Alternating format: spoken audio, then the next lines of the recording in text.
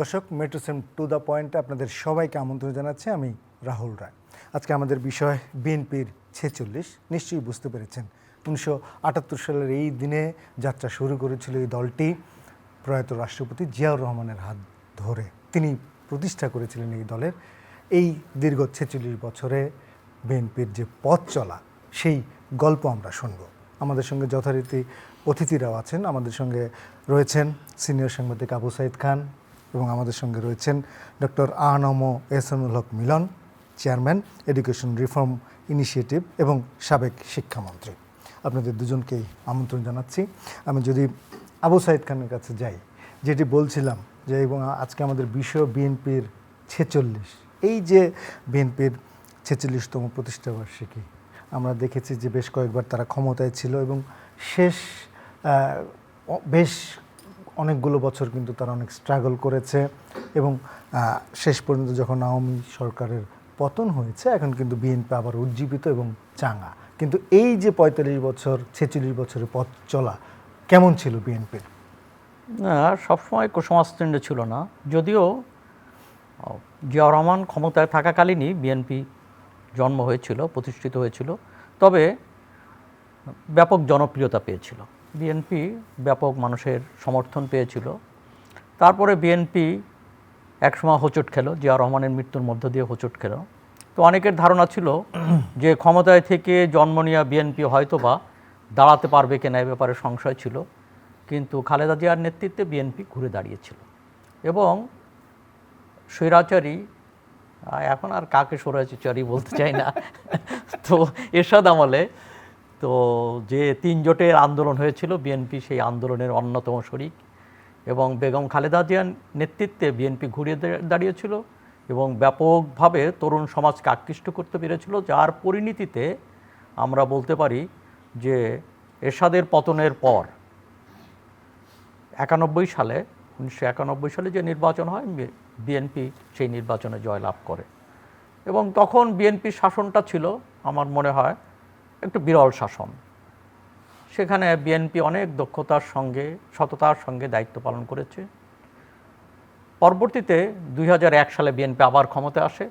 আমার মনে হয় এই 1 সালে ক্ষমতায় আসার মধ্য দিয়ে বিএনপি তার 1991-96-এর যে তার যে সুশাসনের যে দৃষ্টান্ত, সেটা ধরে রাখতে পারেনি। তখন বিএনপিকে নিয়ে অনেক তর্ক বিতর্ক এবং কিছু প্রশ্ন দেখা দেয়, এটা আমরা লক্ষ্য করেছি। তারপরে গত 16 বছর, বোধহয় 16, তারাও যদি আরও 2 বছর ধরে 18 বছর বিএনপি ক্ষমতার বাইরে রয়েছে এবং গত এই শেখ হাসিনার শাসন আমলে 16 বছর তারা মাঠে ছিল এবং সরকারের বিরুদ্ধে তারা বিভিন্ন সময় আন্দোলন গড়ে তুলেছে, সাহসী আন্দোলন গড়ে তুলেছে। বিএনপির কর্মীরা ব্যাপকভাবে জেলে গেছে, মামলায় ঢুকেছে, বিভিন্ন রকম হুমকি ধমকি এবং গুমেরও শিকার হয়েছে। আয়নাঘরেও বিএনপির কর্মীরা নির্মম নির্যাতনের শিকার হয়েছেন, কেউ কেউ মারা গেছেন, ফিরে আসেননি এখনো। তো এই ধরনের নির্যাতন। ডক্টর খন্দকার মোশাররফ হোসেন যুক্ত হয়েছেন। আমরা তো আপনার কাছে আবারও আসবো। বিএনপি এই যে 16 বছর ক্ষমতার বাইরে ছিল, সেটা কি তাদের কৌশলে ভুল ছিল নাকি কি ছিল, সে বিস্তারিত আলোচনা করব। তবে আমাদের সঙ্গে যুক্ত হয়েছেন প্রবীণ রাজনীতিবিদ, বিএনপির স্থায়ী কমিটির সদস্য ডক্টর খন্দকার মোশাররফ হোসেন। স্যার, আপনি নিশ্চয়ই শুনতে পাচ্ছেন আমাকে?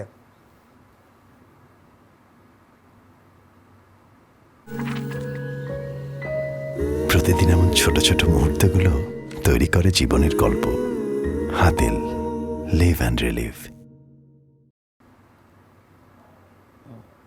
মিউট করতে হবে স্যার, একটু আনমিউট করতে হবে। আপনাকে দেখা যাচ্ছে, একটু আনমিউট করলে আমরা আপনাকে শুনতেও পাবো। এখন শুনতে পাচ্ছেন? এখন শুনতে পাচ্ছি স্যার। প্রথমত আপনাকে ধন্যবাদ। আমরা জানি যে আপনি বেশ কিছুদিন চিকিৎসাধীন ছিলেন এবং চিকিৎসা শেষে আপনি আবার সুস্থ হয়ে ফিরে এসেছেন এবং আপনি আবারও আমাদের সঙ্গে বিভিন্ন সময় যেমন রাজনৈতিক অনুষ্ঠানে যাচ্ছেন এবং আমাদেরকেও কিন্তু সময় দিচ্ছেন, তার জন্য ধন্যবাদ। তো আমরা একদম সরাসরি যাই। আজকে আমাদের আলোচনার বিষয় বিএনপির 46। আপনি প্রবীণ রাজনীতিবিদ, একদম শুরু থেকে বিএনপির জন্মলগ্ন থেকে আপনি দলের সঙ্গে আছেন। প্রতিষ্ঠাতা সাবেক রাষ্ট্রপতি জিয়াউর রহমানের সঙ্গে আপনি রাজনীতি করেছেন। এই যে দীর্ঘ পথ চলা, এই মুহূর্তে বিএনপির কি অবস্থা, কতটুকু চ্যালেঞ্জ রয়েছে সামনে? ধন্যবাদ আপনাকে এবং আপনার চ্যানেলের যারা শ্রোতা দর্শক তাদের সকলকে আমাদের বিএনপির প্রতিষ্ঠা বার্ষিকী উপলক্ষে আমি আমার পক্ষে, আমাদের দলের প্রতিষ্ঠাতা শহীদ প্রেসিডেন্ট জিয়াউর রহমানের পক্ষে, দেশনেত্রী বেগম জিয়ার পক্ষে এবং আমাদের ভারপ্রাপ্ত চেয়ারম্যান তারেক রহমানের পক্ষ থেকে আপনাদেরকে এবং এখানে সারা বাংলাদেশের জনগণকে আমি শুভেচ্ছা জানাচ্ছি। বাংলাদেশ জাতীয়তাবাদী দল ৪৬ বছর অতিক্রম করেছে। শহীদ প্রেসিডেন্ট জিয়াউর রহমান, যিনি স্বাধীনতার ঘোষক শহীদ জিয়াউর রহমান, তিনি এই দলের প্রতিষ্ঠাতা। স্বাধীনতার পরে বাংলাদেশের জনগণ যে প্রত্যাশা করেছিল, গণতন্ত্র, ন্যায় বিচার, স্বাধীনতা, সার্বভৌমত্ব, সব কিছু থেকে কিন্তু বঞ্চিত হয়েছিল। সে সময় শুরু হয়ে গিয়েছিল হত্যাকাণ্ড, অনাচার, অত্যাচার। তারপরে শহীদ প্রেসিডেন্ট জিয়াউর রহমান ক্ষমতায় আসার পরে জনগণের যে স্বাধীনতা, যে প্রত্যাশা, সেই প্রত্যাশাকে পূরণ করার জন্য বিভিন্ন ক্ষেত্রে তিনি সংস্কার সাধন করেছিলেন। যেমন আমাদের যে জাতিসত্তার পরিচয়, সেই জাতিসত্তার পূর্ণাঙ্গ পরিচয় বাংলাদেশি জাতীয়তাবাদ তিনি প্রতিষ্ঠা করেছিলেন। শুধুমাত্র ভাষাভিত্তিক জাতীয়তাবাদ এটা পূর্ণ জাতিসত্তার পরিচয় দেয় না, বহন করে না। অতএব এই বাংলাদেশি জাতীয়তাবাদ কিন্তু এখন পর্যন্ত প্রতিষ্ঠিত। তেমনিভাবে তিনি আরও অন্যান্য বিষয়ে তিনি পরিবর্তন করেছিলেন, সংস্কার সাধন করেছিলেন। তিনি কৃষি বিপ্লব সাধনের জন্য খাল খনন কর্মসূচি করেছিলেন। তিনি বাংলাদেশের শিল্প কারখানাকে উন্নত করার জন্য আমাদের যে আজকে বাংলাদেশ যে অর্থনীতির ভিতের উপরে নির্ভরশীল, এই যে গার্মেন্টস এবং বিদেশ থেকে রেমিটেন্স, এগুলো কিন্তু জিয়াউর রহমানের সময় শুরু হয়েছিল। এমনিভাবে যদি বলতে যাই অনেক কিছু বলা যায়। মুদ্রা কথা হলো, এদেশের জনগণ শহীদ প্রেসিডেন্ট জিয়াউর রহমানকে গ্রহণ করেছিল।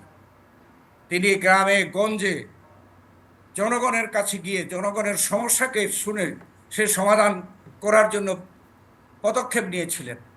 এবং সেই সময় দুর্ভাগ্যজনক হলেও সত্যি যে দেশে বিদেশের একটি ষড়যন্ত্র শহীদ জিয়াউর রহমানকে হত্যা করে, এবং তারা মনে করেছিল যে জিয়াউর রহমানকে হত্যা করে এদেশে বাংলাদেশি জাতীয়তাবাদের যে রাজনীতি, স্বাধীনতার সার্বভৌমত্বের প্রতি যে কমিটমেন্ট, এগুলো হয়তো মানুষকে ভুলিয়ে দিতে পারবে। কিন্তু আপনারা দেখেছেন যে শহীদ প্রেসিডেন্ট জিয়াউর রহমান শাহাদাত বরণের পরে তারই বিধবা পত্নী দেশনেত্রী বেগম খালেদা জিয়া এই দলের দায়িত্ব গ্রহণ করেন এবং শহীদ প্রেসিডেন্ট জিয়াউর রহমানের যে রেখে যাওয়া যে আদর্শ, সেই আদর্শকে 19 দফা কর্মসূচির মাধ্যমে শহীদ প্রেসিডেন্ট জিয়াউর রহমান দেশের মানুষের সামনে উপস্থাপন করেছিলেন। এইগুলোকে বেগম খালেদা জিয়া এদেশের মানুষের মাঝে প্রতিষ্ঠা করার জন্য, বাস্তবায়ন করার জন্য পদক্ষেপ নিয়েছিলেন। এবং এদেশের মানুষ 1991 সনে দেশনেত্রী বেগম খালেদা জিয়ার নেতৃত্বে বিএনপিকে ভোট দিয়ে ক্ষমতায় বসেছিল, জনগণের সরকার প্রতিষ্ঠা হয়েছিল। ঠিক তেমনিভাবে 2001-এও জনগণ তারা নিজেরা ভোট দিয়ে 2/3 মেজরিটি দিয়ে বেগম খালেদা জিয়ার নেতৃত্বে বিএনপিকে সরকার প্রতিষ্ঠা করেছিল।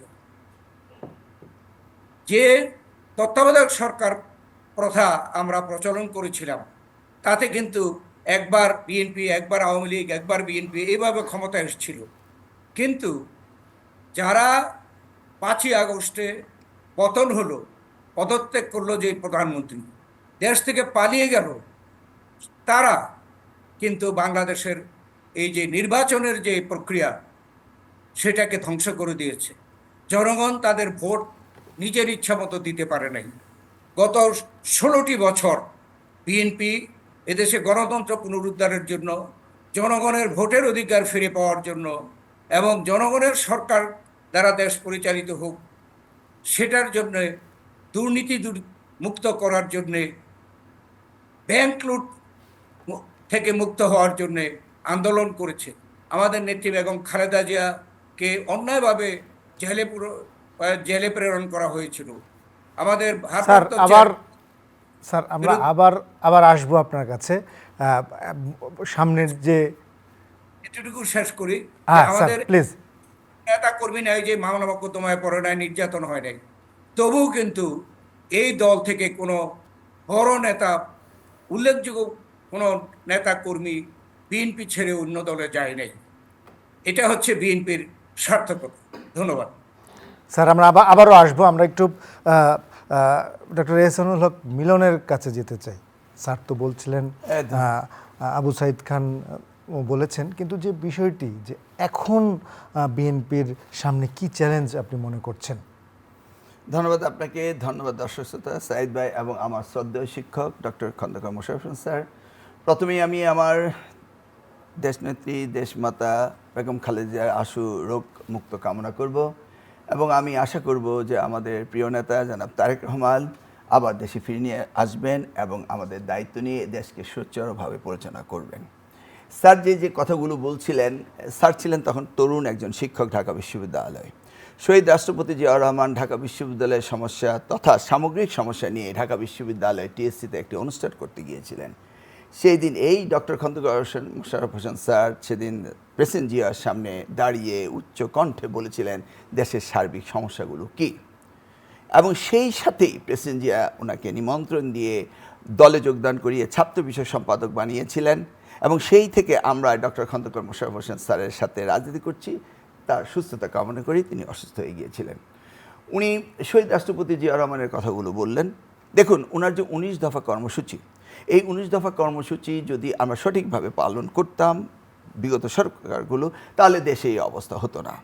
প্রেসিডেন্ট জিয়া রহমানের যে সুদূর প্রসারী চিন্তা ভাবনা উনি যেটা রেখে দিয়ে গেছেন, ওনার যে দার্শনিক ফিলোসফিক্যালি যে কথাগুলো বলেছিলেন, সেগুলি সঠিক ছিল বলেই আজকে আবার দেশ জাতি সেই জায়গাগুলোতে ফিরে আসছে।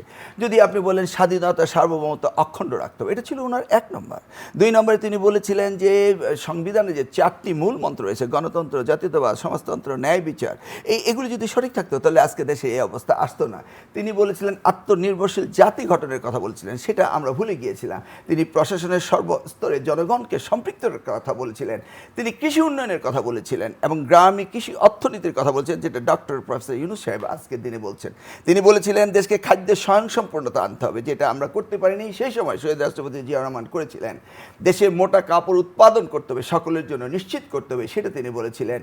এবং প্রত্যেকটি নাগরিক গৃহহীন থাকতে পারে না, গৃহায়ন থাকতে হবে, সেটার কথা বলেছিলেন। তিনি শিক্ষার কথা বলেছিলেন। তিনি বলেছিলেন ইচ ওয়ান টিচ ওয়ান। যখন উনি আপনার নিরক্ষরতা দূরীকরণের কথা বলছেন, তিনি শিক্ষাকে গুরুত্ব দিয়েছিলেন। তিনি গুরুত্ব দিয়েছিলেন ন্যূনতম চিকিৎসার অধিকার প্রত্যেকটি নাগরিকের পাওয়া উচিত, সে কথাটি তিনি বলেছিলেন। তিনি নারীর মর্যাদার কথা বলেছিলেন। তিনি বেসরকারি খাতে উন্নয়নের কথা বলেছিলেন। তিনি শ্রমিকের প্রতি যে মানুষের যাদের ইন্ডাস্ট্রিজ তাদের দায়িত্বের কথা বলেছিলেন। তিনি সরকারি চাকরিজীবী যারা রয়েছে তাদেরকে জনসেবামূলক কাজে আসার কথা বলেছিলেন। তিনি জনসংখ্যা রোধের কথা সেই সময়ে বলেছিলেন। তিনি বলেছিলেন বিদেশিদের সাথে আমাদের সমতার ভিত্তিতে। আমরা আবারও আসবো। আমি একটু আবু সাইদ খানের কাছে যাই। যে বিষয়টি এত বড় রাজনৈতিক দল, তাহলে কেন তাদের এই 16-17 বছরে যে এই স্ট্রাগলটা ছিল এত এত লম্বা হলো কেন? না, তারা স্ট্রাগল করেছে, সাহসী লড়াইও করেছে। হ্যাঁ, কাঙ্ক্ষিত লক্ষ্যে পৌঁছতে পারেনি, এটি ঠিক। তো এর হয়তোবা যে ধরনের কৌশল গ্রহণ করা উচিত ছিল সেটা পারেনি। অপরদিকে সরকারের পক্ষ থেকে যে নির্যাতন, জুলুম, নিপীড়ন ছিল সেটাও ঠিক। এই জুলুম নিপীড়নের মুখে বিএনপি অনেক কর্মী প্রাণ হারিয়েছেন, অনেকে গুম হয়েছেন, অনেকেই জেলে পচেছেন, জেলে ধুকে ধুকে শেষ হয়ে গেছেন, অনেকেই তারা গুম হয়েছেন। এই সব বিষয়ের মুখেও বিএনপি 16 বছর মানে আপোষ করেনি, এটা ঠিক। এবং এই যে আন্দোলনটা, এই আন্দোলনের নেতৃত্বে ছাত্র সমাজ ছিল। তো বৈষম্য বিরোধী ছাত্র আন্দোলনের নেতৃত্ব দিয়েছে এবং এটা জনতার সঙ্গে যুক্ত হয়েছে। আন্দোলন ছাত্র জনতার আন্দোলনে পরিণত হয়েছে। সেখানে বিএনপি অন্যান্য বাম দল এবং ইসলামী দলগুলো সেই আন্দোলনে শরিক হয়েছিল। অতএব এই আন্দোলনেও বিএনপি শরিক ছিল, এটা স্পষ্ট বলা যায়। তো এই আন্দোলনের পরে এখন পরিবর্তিত পরিস্থিতিতে বিএনপির ভূমিকা কী হবে, আমার কাছে মনে হয় জাতির সামনে সেটা হচ্ছে গুরুত্বপূর্ণ প্রশ্ন। কেন এই আপনি যে ভবিষ্যৎ, হ্যাঁ আপনি একটু বলুন, এরপর আমরা ভবিষ্যৎটা কি হতে পারে সেটা আমরা ডক্টর খন্দকার মোশাররফ হোসেন স্যারের কাছ আমি থেকে সেই শুনবো। কথা বলতে চাই। এই আন্দোলনের মধ্য দিয়ে মানুষের কিন্তু একটা আকাঙ্ক্ষা তৈরি হয়েছে। সেই আকাঙ্ক্ষাটা কি, যেমন মনে করেন মানুষ ভোট দিতে পারে নাই, এই যন্ত্রণা ছিল, তারা ভোট দিতে চায়। তারা ভোট দিয়ে, অর্থাৎ মানুষের যে দেশের মালিক জনগণ, এটা প্রমাণের একটাই মাধ্যম, সেটা হচ্ছে ভোট। মানে ভোটের মধ্য দিয়ে তাদের নির্বাচিত সরকার তারা প্রতিষ্ঠা করতে চায়। জনগণের মধ্যে এই আকাঙ্ক্ষা তৈরি হয়েছে। শুধুমাত্র যে ভোটের আকাঙ্ক্ষা, গণতন্ত্রের আকাঙ্ক্ষা তা না, তাদের ভিতর ক্ষুধা ছিল, তাদের মধ্যে দারিদ্র্য ছিল, বিভিন্ন রকম দ্রব্যমূল্য বৃদ্ধি, মুদ্রাস্ফীতি, সবকিছু মিলিয়ে আসলে অনেক বেকার যুবক, আকাঙ্ক্ষা তৈরি হয়েছে। এই যে তারা কিন্তু এই লড়াইতে হয়েছিল, তারা অর্থনৈতিক পরিবর্তন চায়। বেকার যুবক নিশ্চয়ই কাজ চায়। আমরা এখানে একটু, হ্যাঁ, আমি 2 লাইন শেষ আচ্ছা, করি। আচ্ছা। কাজ চায়। এখানে যারা সাধারণ মানুষ, তারা স্বাভাবিক জীবন চায়, তারা দ্রব্য মানে তাদের আয়ের সঙ্গে ব্যয়ের সঙ্গতি চায়। তো এইগুলো তারা চাচ্ছে। তো এই জায়গা থেকে যে আকাঙ্ক্ষা তৈরি হয়েছে, এই আকাঙ্ক্ষা পূরণ করা জাতির সামনে, বিএনপি তো বটেই, বর্তমান সরকার সবার সামনে সবচেয়ে বড় challenge. Challenge. Sir, doctor Khandaker Mosharraf Hossain sir নিশ্চয়ই শুনতে পাচ্ছেন। কি? স্যার, আমি যে প্রশ্নটি করতে চাচ্ছি যে আমরা দেখতে পাচ্ছি যে আপনারা কিন্তু এখন আপনারা যারা প্রবীণ রাজনীতিবিদ আছেন, দলের মহাসচিব এমনকি ভারপ্রাপ্ত চেয়ারম্যান, সবাই কিন্তু বলছেন যে একটি নির্বাচনী রোডম্যাপ দেওয়ার জন্যই সরকারের প্রতি আহ্বান জানিয়েছেন। রাজনৈতিক দলগুলোর সঙ্গে আলোচনা শুরু হয়েছে। আবার একটু মাঝে মাঝে গণমাধ্যমে খবর আসছে যে দীর্ঘদিন আপনারা জামাত ইসলামের সঙ্গে আপনাদের জোট ছিল এবং এই সরকার পতনের যে আন্দোলন, সেটিও কিন্তু আপনারা মানে আপনাদের মূল লক্ষ্য একই ছিল। এরপরে জামাত ইসলামের সঙ্গে আপনাদের একটি দূরত্ব তৈরি হয়েছে, এই ধরনের খবর পাওয়া যাচ্ছে। তো সেই ক্ষেত্রে আসলে এই যে নির্বাচনী রোডম্যাপ কিংবা যে আপনারা রাষ্ট্র দ্রুত সংস্কারের পর দ্রুত নির্বাচন চাচ্ছেন, সব কিছু মিলিয়ে আসলে ভবিষ্যৎটা কোন দিকে যাচ্ছে? ধন্যবাদ আপনাকে। আমার পূর্ববর্তী যে যিনি বক্তা, হ্যাঁ, আবু সাইদ খান, সিনিয়র সাংবাদিক, হ্যাঁ, তিনি যে সর্বশেষ যেটা উল্লেখ করলেন যে বিগত যে গণ অভ্যুত্থান, ছাত্র জনতার গণ অভ্যুত্থানে বাংলাদেশ জাতীয়তাবাদী দল এবং অন্যান্য দলও তাদেরকে সমর্থন করেছিল এবং এটা প্রকাশ্যভাবে, এবং আমাদের দলের কিন্তু শতাধিক নেতাকর্মী নিহত হয়েছে এই গণ আন্দোলনে। অতএব আমাদের যে প্রত্যাশা, জনগণের যে প্রত্যাশা, ছাত্রদের যে প্রত্যাশা, প্রথম ছিল যে কোটা, সেটা সুপ্রিম কোর্টে একটা সমাধান দিয়ে দিয়েছে। তারপরে যে ছাত্র জনতার গণবিপ্লব, একটি দফায় যে এই স্বৈরাচারী দুর্নীতিবাজ সরকারকে পদত্যাগ করতে হবে, দেশ ছাড়তে হবে, এবং সেটা হয়েছে 5ই আগস্ট। আগের প্রধানমন্ত্রী, সাবেক প্রধানমন্ত্রী পদত্যাগ করেছেন, দেশ থেকে পালিয়ে গেছেন। এখন যে সরকার, এরা নিরপেক্ষ এবং অন্তর্বর্তীকালীন সরকার, এবং সরকার প্রধান বলেছেন যে শেখ হাসিনার সরকার এদেশে যে প্রতিষ্ঠানগুলো ধ্বংস করে দিয়ে গেছে, এগুলোর সংস্কার করতে হবে। তার মধ্যে যেটা সাংবাদিক ভাই বললেন যে জনগণের যে মূল প্রত্যাশা, সবচেয়ে এখন বড় প্রত্যাশা হচ্ছে তাদের ভোটের অধিকার। গত 16 বছর পায় নাই, এই অধিকারটা পেতে চায়। সেজন্য আমরাও কিন্তু বলেছি যে এই যে সরকার, এই নির্দলীয় এবং ইন্টারিম সরকার, তাদেরকে নির্বাচনের বিষয়ে একটা রোডম্যাপ দিতে হবে।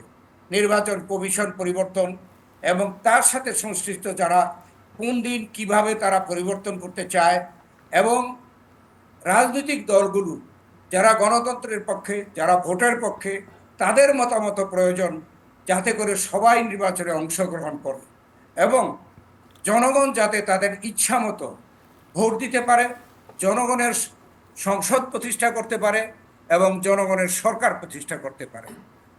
বিগত সরকার দুর্নীতি, ব্যাংক ডাকাতি এবং আইন শৃঙ্খলা, মামলা মোকদ্দমা, গুম খুন যা করেছে তার বিচার হওয়া উচিত এবং সেটার ব্যাপারে বর্তমান সরকার পদক্ষেপ নিচ্ছেন এবং সকল ক্ষেত্রে যে তারা সংস্কার পুরা করতে পারবেন এটা আমরা প্রত্যাশা করি না, কিন্তু আমরা এটা বলতে চাই যে তাদের মূল দায়িত্ব হচ্ছে জনগণকে জনগণের ভোটের অধিকার নিশ্চিত করা এবং জনগণ তাদের সরকার প্রতিষ্ঠা করবে।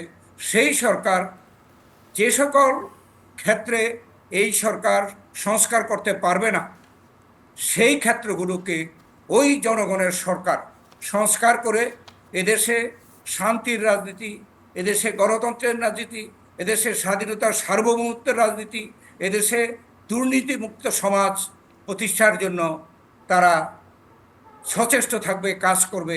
এই প্রত্যাশা আজকে জনগণের সাথে বাংলাদেশ জাতীয়তাবাদী দলের নেতা কর্মীদেরও একই প্রত্যাশা।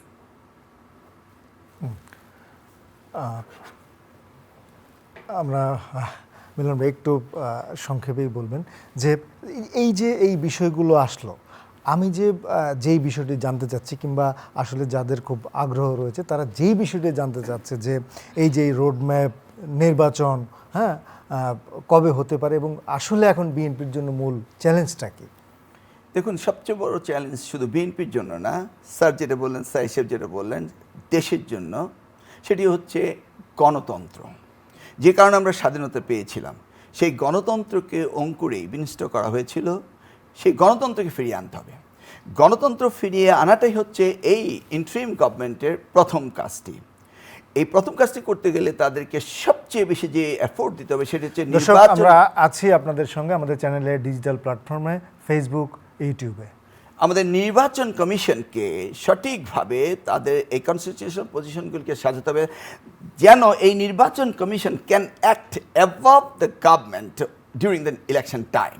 ইলেকশন টাইমে নিরপেক্ষতার ঊর্ধ্বে উঠে জনগণের ভোটাধিকার প্রতিষ্ঠিত করে একটি সরকার গঠিত হবে দলীয়ভাবে, সেই সরকারের হাতে দায়িত্ব অর্পণ করা হচ্ছে এই ইন্টারিম গভর্নমেন্টের কাজ, আর এইটা করবে নির্বাচন কমিশন। সেটা যদি সঠিকভাবে করতে পারে তাহলে আগামী দিনে এই বিএনপি জাতীয়তাবাদী দল যদি নির্বাচিত হয় ইনশাআল্লাহ, তাহলে তাদের যে মূল মন্ত্র রয়েছে ন্যায় বিচার প্রতিষ্ঠা করা, সামাজিক মূল্যবোধ হতে শুরু করে প্রত্যেকটি বিষয়, যেটা শহীদ রাষ্ট্রপতি জিয়া রহমানের 19 দফা কর্মসূচি রয়েছে, যেটা আজকের জেনারেশন জি বা আমরা যদি বলি অ্যালফা জেনারেশন, মিলেনিয়ার, তাদের যে ডিমান্ড রয়েছে সেই ডিমান্ডও ফুলফিল করবে।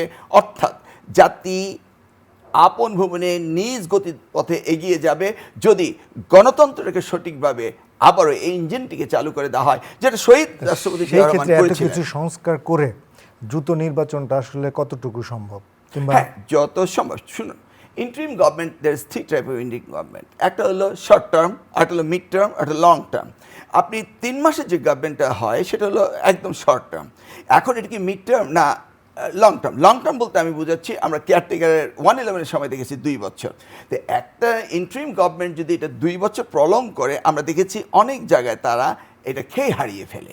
অতএব ইমিডিয়েটলি যত শীঘ্রই সম্ভব, যেটা আমাদের মহাসচিব মোশাররফ স্যার বললেন, যত শীঘ্রই সম্ভব এই নির্বাচন কমিশনটাকে সঠিকভাবে তৈরি করে একটি সঠিক নির্বাচন দিলে জনগণের আশা আকাঙ্ক্ষার প্রতিফলন। তার মানে আপনি বলছেন যে শুধু নির্বাচন কমিশনটা? আমি বলছি জনগণের আশা আকাঙ্ক্ষার প্রতিফলন হচ্ছে একটি গণতান্ত্রিক সরকার। এই গণতান্ত্রিক সরকারে যারা দায়িত্বে আসবে তারাই এই দেশকে সঠিকভাবে পরিচালিত করবে। এই যে দ্বিতীয় মুক্তিযুদ্ধের আশা আকাঙ্ক্ষার প্রতিফলন, আপনি যেটা বললেন 3 টার্ম তারা ভোট দিতে পারছে না, বা স্যার যেটা বললাম মামলা হামলা খুন, আমি সেই জায়গায় যেতে চাচ্ছি না, কিন্তু জনগণের আশা আকাঙ্ক্ষার প্রতিফলন আমরা একবার 1971 সালে দেখেছি, আবার জনগণের আশা আকাঙ্ক্ষার প্রতিফলন আমরা এই 2024 সালে দেখেছি। এই প্রতিফলন ঘটাতে হলে আমরা মনে করি সঠিক একটি গণতান্ত্রিক পদ্ধতিতে জনগণের সরকার প্রতিষ্ঠিত হলেই এই সমস্যার সমাধান হবে, এবং সঠিক জনগণের সরকার দিতে হলে একটি সঠিক নির্বাচন কমিশন হতে হবে। তাহলে ইনশাল্লাহ বিএনপি তার কর্মসূচি বাস্তবায়ন করতে পারবে এবং দেশ সঠিক পথে চলবে।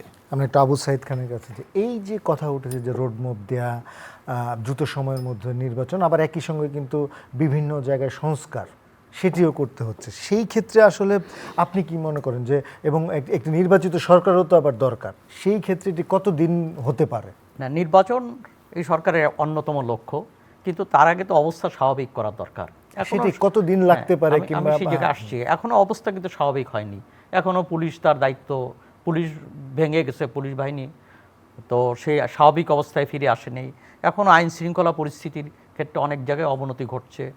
তো এই সব অবস্থায় পরিস্থিতিটাকে সেটেল করা, স্বাভাবিক করা, তার সঙ্গে সঙ্গে এখানে দ্রব্যমূল্য ইত্যাদি এগুলো স্থিতিশীল করা এবং সেই সঙ্গে নির্বাচনে যাওয়া।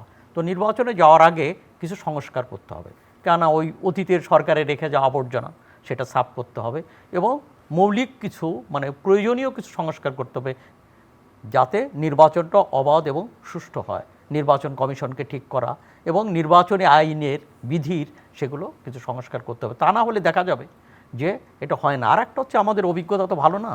যেমন ধরুন যে 90-এর অভ্যুত্থানের পরে 3 জোটের রূপরেখা ছিল, তো তারপরে বিএনপি এবং আওয়ামী লীগ দেশ শাসন করেছে, কিন্তু 3 জোটের রূপরেখা কিন্তু বাস্তবায়িত হয়নি। অতএব রাজনৈতিক সরকার সেই অঙ্গীকার পূরণ করেনি। তো সেই ক্ষেত্রে জনগণের মধ্যে একটা আকাঙ্ক্ষা তৈরি হয়েছে যে ডক্টর মোহাম্মদ ইউনূসের নেতৃত্বে অন্তর্বর্তীকালী সরকার তারা কিছু সংস্কার করে যাওয়া দরকার, যে সংস্কারগুলো দেশের একটা গুণগত পরিবর্তন ঘটাবে এবং বিশেষ করে নির্বাচনের ক্ষেত্রে যেন কিছু সংস্কার করে যেতে হবে। যেমন নির্বাচনের পদ্ধতি কী হবে, কোনভাবে নির্বাচন হবে, নির্বাচনের আইনগুলো বিধিগুলো কী হবে, এই সব বিষয়গুলো আলাপ আলোচনা করা দরকার। এই জন্যই একটা এই জন্য রাজনৈতিক দলগুলোর সঙ্গে আলাপ করে তাকে একটা রোড ম্যাপ দিতে হবে। এটা কতদিন সময় দরকার সেটা এই মুহূর্তে বলাটা খুব কঠিন ব্যাপার। আচ্ছা, আমি একই প্রশ্ন যদি করি ডক্টর খন্দকার মোশাররফ হোসেন স্যারকে। স্যার, আপনি তো শুনতে পাচ্ছেন নিশ্চয়ই। আমরা দেখেছি যে বিএনপি মহাসচিব মির্জা ফখরুল ইসলাম আলমগীর বলেছিলেন যে একটি রোডম্যাপের দাবি করেছিলেন এবং এরপরেই কিন্তু আমরা দেখেছি যে তারা গিয়ে এখন যে এই অন্তর্বর্তীকালীন সরকারের প্রধান উপদেষ্টা ডক্টর মোহাম্মদ ইউনূসের সঙ্গে কথা বলেছেন। সেই ক্ষেত্রে বিএনপির তরফ থেকে তারা তো শুধু বলছে যে দ্রুত সময়ের মধ্যে উপযুক্ত সময়ে নির্বাচন দেওয়ার কথা বলছেন। সেই ক্ষেত্রে কোনো সময়সীমা তারা বলেছেন কি না, যেটি 1 বছর হতে পারে, 1.5 বছর হতে পারে, এবং যে রোডম্যাপটি তারা আশা করছেন, আপনারা আশা করছেন, সেটি কি কোনো 1.5-2 বছরের মধ্যে কিংবা 1 বছরের মধ্যে কিংবা 6 মাসের মধ্যে আপনারা কত দিনের মধ্যে নির্বাচনটি আসলে আশা করছেন?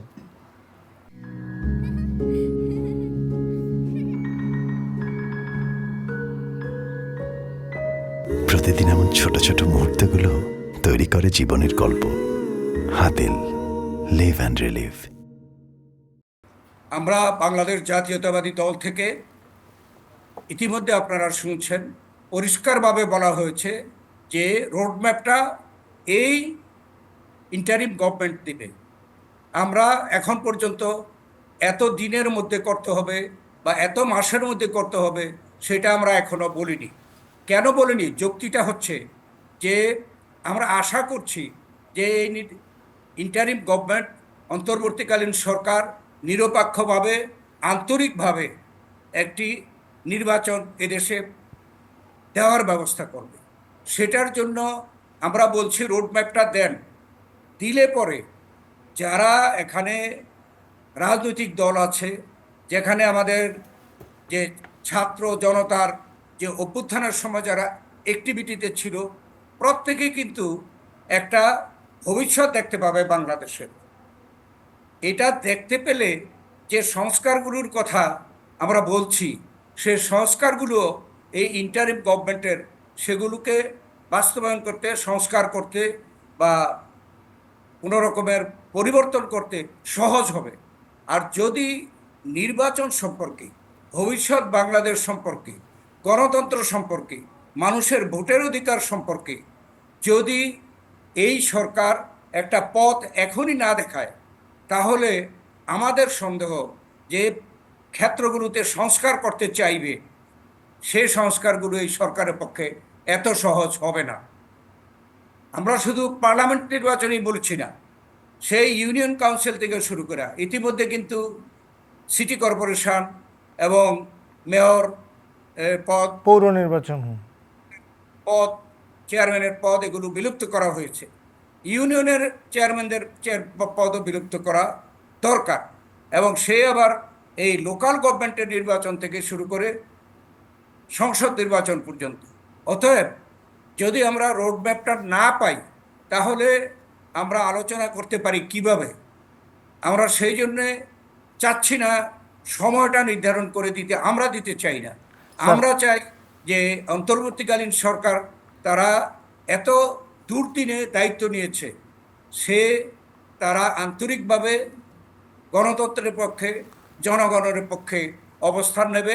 তাহলে আমরা বিশ্বাস করি একটা রিজনেবল টাইমের মধ্যে এই নির্বাচন অনুষ্ঠানের রোডম্যাপটা তারা দেবে। তাহলে সকল কনসার্ন সবাই কিন্তু ওই নির্বাচন এবং সংস্কারগুলোর দিকে বেশি মনোযোগ দিবে। স্যার, রোডম্যাপটা কেমন হতে পারে সেই বিষয়ে আপনাদের কোনো পরামর্শ কিংবা প্রস্তাবনা থাকছে কিনা? এটা আমরা এই সরকারকে তাদের উপরে ছেড়ে দিয়েছি যে তারা কি চিন্তা করেছে তারা প্রকাশ করুক, তারপরে আমরা সেটার ভিত্তিতে পরামর্শ দেব যে না, এটা এইভাবে না করে এইভাবে করলে ভালো হয়।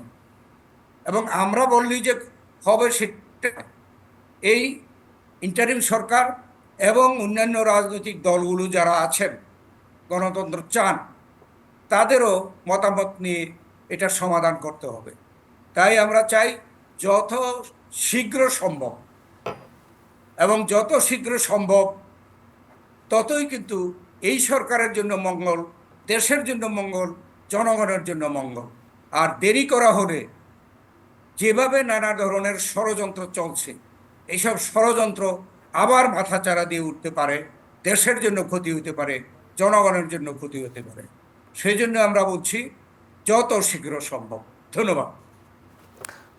এহসানুল হক মিলন স্যার ষড়যন্ত্রের কথা বলছিলেন, যে আসলে কি ধরনের ষড়যন্ত্রের আশঙ্কা করা হচ্ছে? দেখুন স্যার যেটা বললেন ষড়যন্ত্র, এটা আমরা তো দেখেছি এই মাসের 10 তারিখে কি হতে যাচ্ছিল, 15 তারিখে কি হতে যাচ্ছিল, এগুলো তো আমরা দেখেছি। জুডিশিয়াল কু হওয়ার সম্ভাবনা ছিল, 15 তারিখে একটা কু হওয়ার কথা ছিল, তার চেষ্টা করেছিল, অনেক কিছু তার চেষ্টা করেছিল প্রতি বিপ্লব করার। দেখুন এই যে সংবিধানকে সামনে রেখে, সংবিধানের দোহাই দিয়ে এই সরকার যেভাবে এই রাষ্ট্র পরিচালনা করেছে, এই সংবিধানটি গণ অভ্যুত্থানের সরকার হওয়ার পরে এটার সঠিকভাবে আবার নতুনভাবে কাঠামোগত পরিবর্তন আনার প্রয়োজন রয়েছে। সেটা করতে হলে একটা পার্লামেন্টের দরকার রয়েছে, সেটা অবশ্যই চিন্তা করতে হলে পার্লামেন্ট ইলেকশন যত তাড়াতাড়ি হবে তত তাড়াতাড়ি একটা সরকার তার সঠিক অবস্থানে যাবে। আচ্ছা, আমি একটু সম্পূরক প্রশ্ন করি। এই যে সংস্কারগুলো হচ্ছে সেটাও তো বোধহয় একটি নির্বাচিত সরকার আসার পরে সেই পার্লামেন্টে তো এই সংস্কারগুলোর বৈধতা দিতে হবে। অফকোর্স দিতে হবে, কিন্তু দেখেন এই সরকার যে সংস্কারগুলো করছে, যেমন স্যার বললেন যে মেয়র ইলেকশন, উপজেলা চেয়ারম্যান ইলেকশন তারা বাতিল করে দিয়েছে, কারণ নির্বাচন প্রত্যেকটাই তারা আমরা আর মামুরা বা নিজেরা নির্বাচন করেছিল, সংসদ সদস্য তারা বাতিল করে দিয়েছে। সেই ক্ষেত্রে এখন পর্যন্ত ইউনিয়ন পরিষদকে বাতিল করেনি। তো এই যে ইউনিয়ন পরিষদকে বাতিল করেনি, এইটার যে প্রয়োজনীয়তা রয়েছে তারা কিন্তু এখন উপলব্ধি করতে পারেনি। এইভাবে যদি আপনি জায়গায় জায়গায় পেন্ডুর বক্স রেখে দেন তাহলে তো এই ষড়যন্ত্র হতেই পারে। আপনি ক্লিনলি একটি দল যেভাবে এই দেশকে সন্ত্রাসী কায়দা চালিয়েছে, এই সন্ত্রাসী দলকে এখনও অবৈধ ঘোষণা করা হয়নি, তাকে ব্যান করা হয়নি, কিন্তু সন্ত্রাসের মাত্রা কতটুকু হলে একটা দল সন্ত্রাসী হতে পারে এই ডেফিনেশন আমার জানা নেই। হেলিকপ্টার থেকে গুলি করা, না জবাই করা, না আয়না ঘরে নেওয়া, না বেঁধে জলে ফেলে দেওয়া, এমন কোনো কিছু নেই। বা হাজারো কোটি টাকা, লক্ষ কোটি টাকা চুরি করে নিয়ে যাওয়া, সব কিছু করার পরও যে দলটি করেছে সেই দলটিকে এখনো অবৈধ ঘোষণা করা হয়নি। তাহলে আপনি চিন্তা করেন, রাজনৈতিক দলগুলোর সঙ্গে আলোচনা হয়েছে, তারাও তো যেমন আমরা যতদূর জানতে পেরেছি বিএনপি, জামাত ইসলামী, তারাও কিন্তু মানে এই রাজনৈতিক দলকে নিষিদ্ধ করার পক্ষে ছিল না। আমি তো জনগণের আকাঙ্ক্ষার কথা বলছি। আজকে জনতার ছাত্র বিপ্লব হতো না যদি আওয়ামী লীগ এই আচরণটা না করত। তাহলে আপনাকে বুঝতে হবে কি স্বাধীনতা মানে কি, জনগণের অভিপ্রায়, জনগণের আকাঙ্ক্ষা। 1971-এ আকাঙ্ক্ষা ছিল জনগণ কীভাবে একটি রাষ্ট্র চেয়েছিল, সেটা পেয়েছিল, কিন্তু রাজনীতিবিদরা সেই জায়গায় নিতে পারেনি। আবার জনগণের আকাঙ্ক্ষার প্রতিফল ঘটানোর জন্য এই হাজারো ছাত্র জনতা আত্মহত্যা দিয়েছে, 20,000-এর উপরে আজকে আহত হয়ে পড়ে আছে, 400 চোখ গিয়েছে। এখন গণতান্ত্রিক দলগুলো তারা বলেনি আওয়ামী লীগকে নিষিদ্ধ করার, কিন্তু আমি জানতে চাই জনগণের যে আশা আকাঙ্ক্ষা, যেই দলটি এইভাবে ক্ষমতায় থাকার জন্য, আপনি একবার ভয়াবহতার কথা চিন্তা করুন, যদি 5ই আগস্ট এই সরকারের পতন না হতো, যদি এই স্বৈরাচারী হাসিনা যদি পিছনের পথ দিয়ে হেলিকপ্টার পালিয়ে না যেত, তাহলে আরও কত লক্ষ লোক মারা যেত। তাহলে এইভাবে মৃত্যুবরণ করার পরও এই দলটিকে যে স্বৈরাচারী কায়দায় যেভাবে তারা ধ্বংসলীলা চালিয়েছে, তার যে কি মাত্রা থাকতে পারে একটি দলকে অবৈধ বা ব্যান করা। আমি জনগণের আকাঙ্ক্ষার কথা বলছি, আমি রাজনীতির দলের বা আমার দলের কথা বলছি না। তো সেই জন্য এই সরকারের প্রথম দায়িত্ব রইল যে গণতন্ত্র ফিরিয়ে দেওয়া, গণতান্ত্রিক পদ্ধতিতে যে সরকার আসবে তারা এই বিশাল পরিবর্তন তো একটি জায়গায় নয়, এক্সিকিউটিভে রয়েছে, জুডিশিয়ারি রয়েছে, লেজিসলেটিভে রয়েছে এবং কনস্টিটিউশনাল যে সমস্ত প্রতিষ্ঠানগুলি রয়েছে প্রত্যেকটিকে সাজাতে বুঝতে হবে। পেরেছি। আসলে আমাদের সময় একদম শেষ। আপনাদের দুজনকে ধন্যবাদ। জুমে যুক্ত হয়েছিলেন ডক্টর খন্দকার মোশাররফ হোসেন স্যার, আপনাকেও ধন্যবাদ। দর্শক সবাই ভালো থাকুন।